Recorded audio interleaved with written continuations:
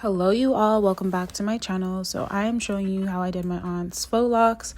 So I'm going to be starting off with individual braids. You can do this with twists as well, but I prefer to do braids. If you do the braids, just remember not to make the braid as tight at the base, at the root of your hair. That way when you slide the crochet needle through, you don't have problems. But just watch and we'll get into it.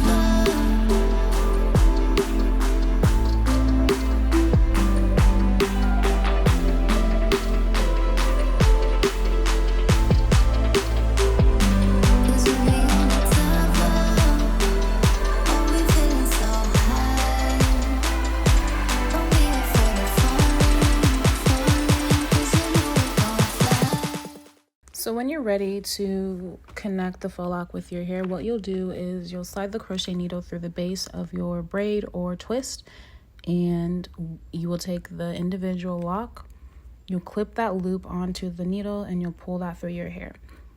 When you have that pulled, what you'll do is open up that loop, and you will bring the faux lock with your natural hair through that loop, and now it's going to secure the lock to your hair.